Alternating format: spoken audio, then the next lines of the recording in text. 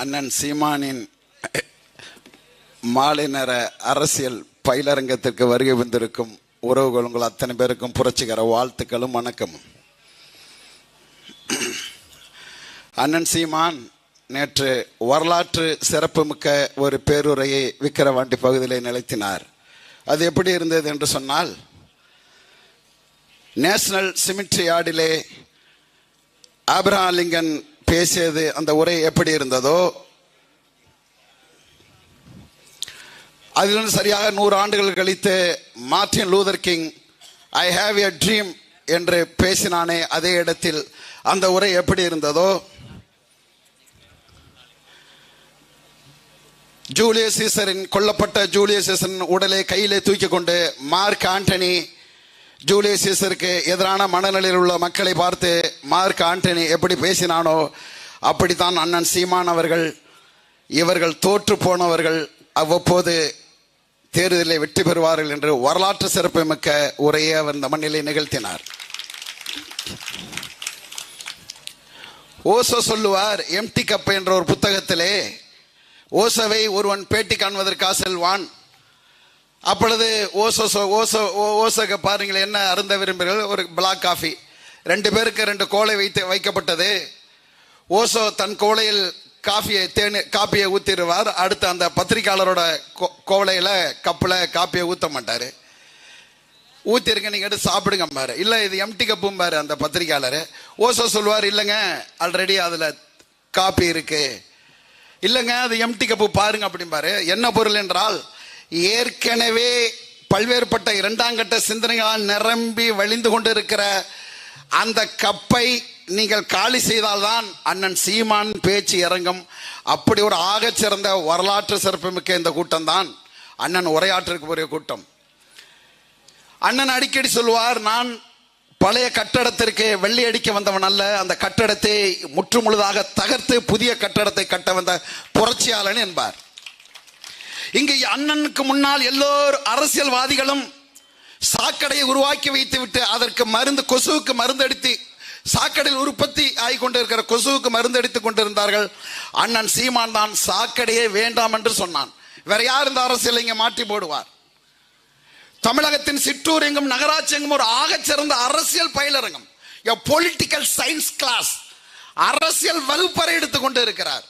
நன்றாக நீங்கள் உற்று நோக்குங்கள் அவர் பேச்சை. ஒரே ஒரு முறை விருப்பு வெறுப்புக்கு அப்பாற்பட்டு அண்ணன் சீமான் பேச்சை இந்த தமிழ் சமூகம் கேட்டால், ஒரு முறை கேட்டால் போதும், சீமானை தவிர அவர்கள் வேறு யாருக்கும் வாக்களிக்க மாட்டார்கள். எப்படி வரலாற்று ஆய்வார்கள் கிறிஸ்து பிறப்பதற்கு முன், கிறிஸ்து பிறப்பதற்கு பின், கிமு கிபி என்று வரலாற்று ஆய்வாளர்கள் வரலாற்றை பிரிப்பார்களோ, அதுபோல் தமிழக அரசியலே, தமிழ்நாட்டு அரசியலே சீமானுக்கு முன் சீமானுக்கு பின் என்ற ஆகச்சிறந்த அரசியல் எங்களை விதைத்திருக்கிறார்.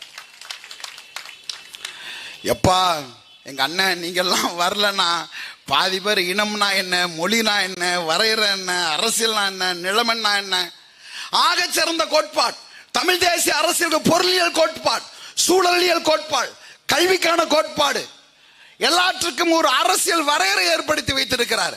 எப்படி தாஸ் கேபிட்டல் என்ற புத்தகத்தை உலக பொருளாதாரத்தின் பைபிள் என்று மேல நாட்டு அறிஞர்கள் கூறுகிறார்களோ, அதே போல தமிழ் தேசிய இனத்துக்கு ஆகச்சிறந்த மேனிபெஸ்டோ, ஆகச்சிறந்த அரசியல் வரையறையை உருவாக்கி வைத்திருக்கிறார். அண்ணன் இல்லாவிட்டாலும் அதை பார்த்து இந்த பிள்ளைகள் நாங்கள் வளருவோம். ஒரு வாய்ப்பு தாருங்கள், இந்த நிலத்தை முற்று முழுதாக நாங்கள் மாற்றி காமிக்கிறோம்.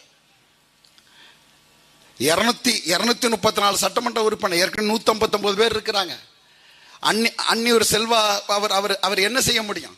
தரமான சாலை, தரமான கல்வி, தரமான மருத்துவம், 2 தான் அண்ணன், 2 தான்.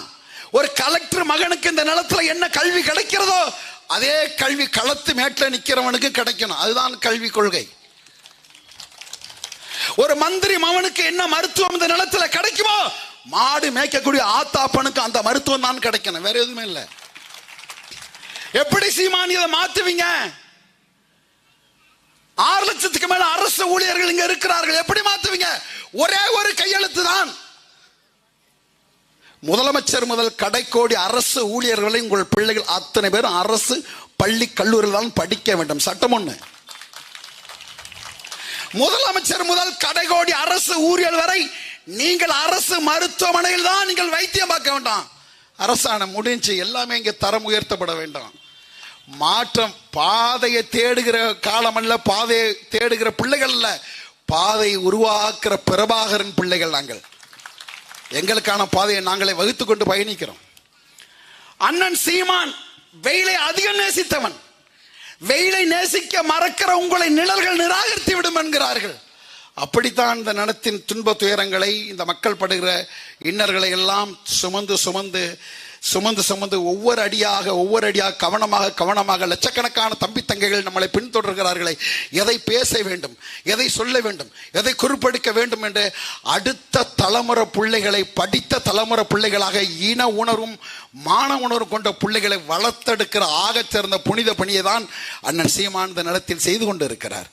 ஒரே ஒரு முறை வெறுப்புக்கு அப்பால் அண்ணன் பேச்சை நீங்கள் ஒரு முறை கேளுங்கள்.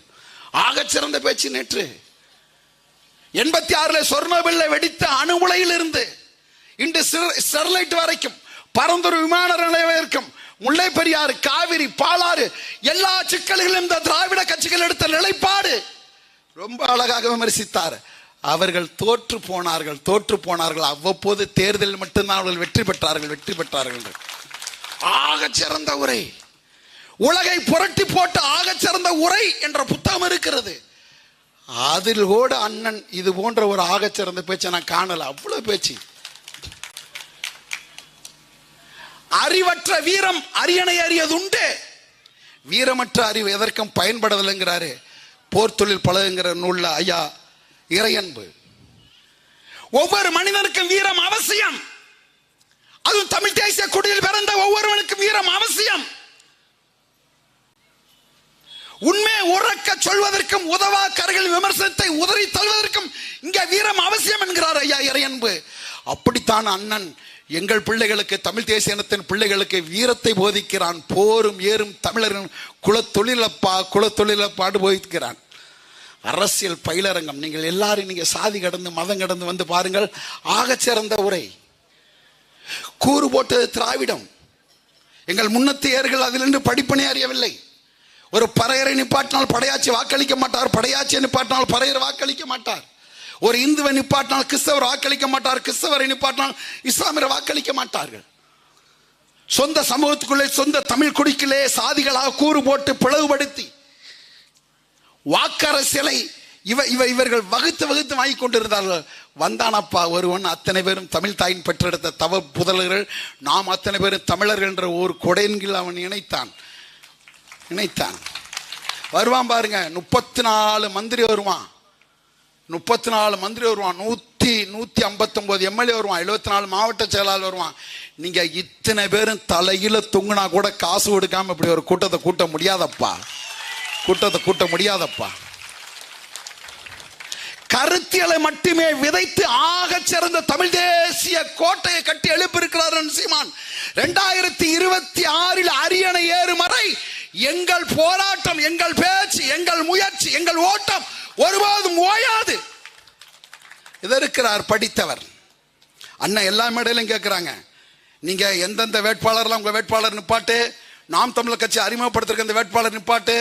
என் தங்கை அண்ணன் சீமான் தங்கையை, பிரபாகரன் பிள்ளையை கருத்தியலால் நீங்கள் வென்றுவிட்டால் நாங்கள் கட்சியை கலத்தி விட்டு செல்கிறோம் அப்பா என்று வெளிப்படையாக பேசுகிறார். ஒரே ஒரு முறை விக்கிரவாண்டி தொகுதி மக்களே, ஒரே ஒரு முறை நீங்கள் இத்தனை ஆண்டுகளாக மதத்திற்கும் சாதிக்கும் வாக்களித்தீர்கள். ஒரே ஒரு முறை நீங்கள் பிறந்த இனத்திற்கும் நிலத்திற்கும் வாக்களிங்கள். மைக் சின்னம் அருமைதங்க அபிநயா அவர்களை வெற்றி பெற செய்யுமாறு கேட்டுக்கொள்கிறோம். நன்றி, வணக்கம். நாம் தமிழர்.